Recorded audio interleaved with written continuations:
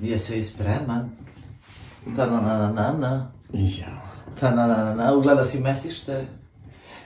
Jesi ugledao mesa, si srećan? Jesam. Dobro večer, večeras pravimo tikvice. Punjene tikvice sa mlevenim mesom. Šta? Šalim se. Šalim se, ovo je zbog Zlatice samo. Dobro večer. Pravimo nešto mnogo lepo. U pitanju je narodno jelo, đulbastije ili ćulbastije. Na isto se svede, zavisi kako se gde zove, kako ga ko gde naziva. Dakle, jelo od mlevenog mesa i krompira, mnogo lepo, u formi pljeskavica, ali zapečenih pljeskavica. Prva stavka, 350 grama krompira koje ćemo da oljuštimo i odmah da narendamo u veliku činiju. Dakle, 3 srednja krompira. Krompir je izrendan. Ne treba da ga cedite, dakle, vrlo bitna stavka, ostavite ovaj sok od krompira dole, to će sve lepo da se upije od mesa. Meso će da upije, vidjet ćete. Nešto se nam novo spremio. Seckalica, drugi korak. Seckalica možete i ručno da sečete. 2 glavice crnog luka, srednje veličine takođe, 3 čena belog luka. Možete da sečete ručno ili da ubacite u seckalicu. Ja ću sad u seckalicu da ubacim, prosto da bismo malo ubrzali postupak.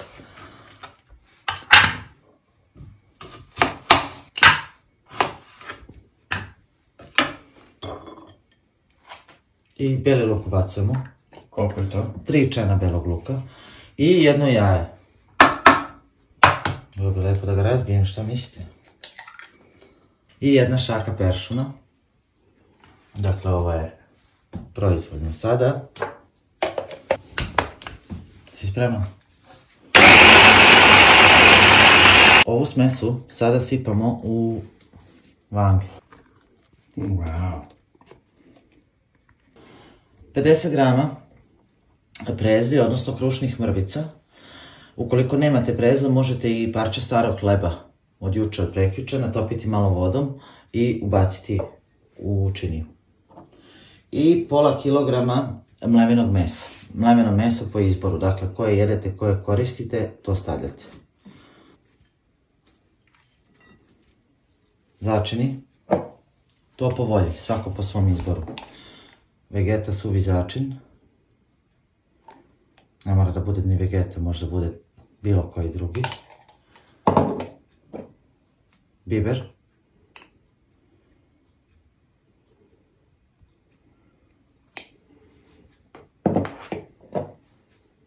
So.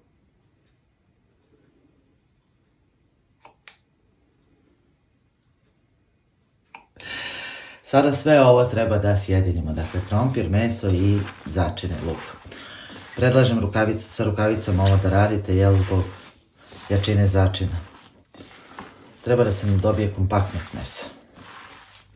Sada ćemo da uzmemo da oblikujemo pljeskavice. Pljeskavice? Pa ovo jesu te vrsta pljeskavica, Zlatko. Đulbastije, odnosno ćulbastije. Dobro ih stegnite. Ja sam sad pripremila jedan tanjer gdje će biti lakše, manje ćete zaprljati kuhinju ako odmah pripremite pa onda stavite na prženje. Valjkastog ovako, kao duguljaste ćufte ili malo spljoštene, vidiš, malo su valjkaste. Svaku u brašnu ubacujemo. Ko za pohovanje? Za prženje. Za prženje. Kao ćufte. Sad ću prvo da napravim sve da ih sredim pa ćemo onda da uključimo tiganj sa uljem. Zejtin. Malo u tepsiju i spremite jednu veliku tepsiju. Pošto ove male pljeskavičice, odnosno đulbastije će posle ići u rernu, jel? Pljeskavičice. Pa pljeskavičice. Ja ću ti pojest 20. Možeš, evo sve, ako ovo pojedeš, svaka ti čast. Uključamo ringlu. Vidi, hoći sa rukavicama. Od 1 do 9 na nekih 7, 7,5, pa vidite da sipamo zejtin da nam se zagreje. Moramo sačekati sa 2-3 minuta da se zagreje, pa pršimo. Jesi se ugrejala? Jesam. Krećemo da ih pržimo. Vrlo važna stvar, moram ovo da kažem pre nego što ih spustim. Ne treba da budu potpuno pržene, kao recimo ćufte ili obične pljeskavice. Dakle, samo po 2-3 minuta, samo da se uhvati korica sa svake strane i vadimo ih u tepsiju, ovu koju smo ranije pripremili. Dakle, spuštajte ih. Ispržila se. Đulbastije gotove. Ajde da mi uključimo reernu da uključimo. Može sada ventilator da ide. Sad smijem da se primaknem reerni. Jesi ti čiste ruke, ne prilazi, ribala se mi.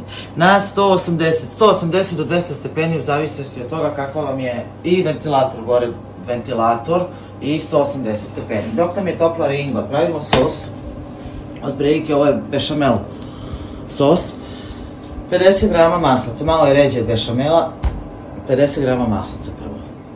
2-3 minuta da nam se otopi maslac, pa nastavljamo. 2 velike kašike brašna, odnosno 30 grama. Mešajte. Moram malo da dignem, jaka mi je ringla. Hoću ga spustiti ponovo. Dakle, dobro. Ne, nego je vrela jer smo pržili ovo. Dakle, dobro promešajte da se razbiju grudvice.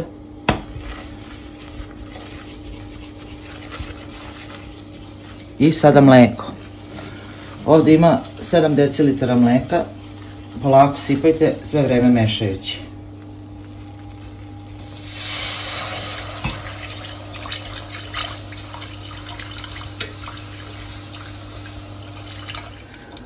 Dakle, sve vreme kuvamo, mešajte sve vreme dok se sos, onako on će malo da se zgusne, ovo je ređa varijanta, zato ga ne nazivam klasičnim bešamelom. Kad se zgusne sos, onda ga skidate sa ringle. Ima tu neki vremenski timeline? 3-4 minuta. Evo ga, to je to. Zgusnuo nam se sos. Sada idu začini, dodajte malo, samo nemojte preterivati pošto je meso začinjeno. So. I malkice bibera.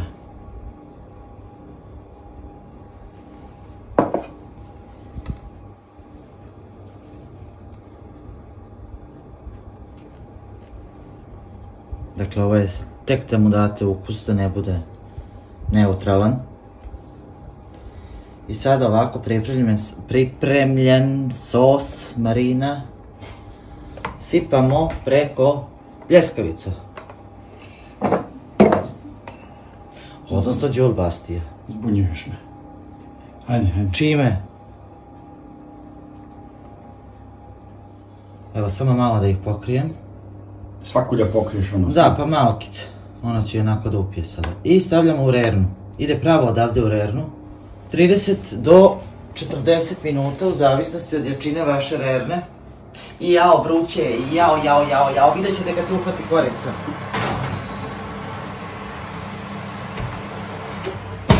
Kako će ovo da bude dobro? Ti pojma nemaš.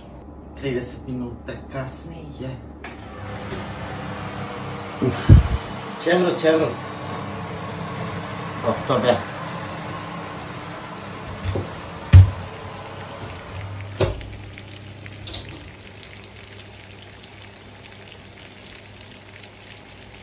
Čuješ ono? Muzika za tvoje uši, znam. Kako cvrči. Znam. Joj, Mara. Sekundica jedna da se ohlade, samo sekundica i možeš na degustation. Poštovani gledalci, zdravo. Poštovani gledalci. Pozdrav. Pozdrav, Raja. Vrijeme je za istinu. Si zapamtio kako se zove? Pljeskavičice, tako si rekla. Dobro, pljeskavičice. Đulbastija, odnosno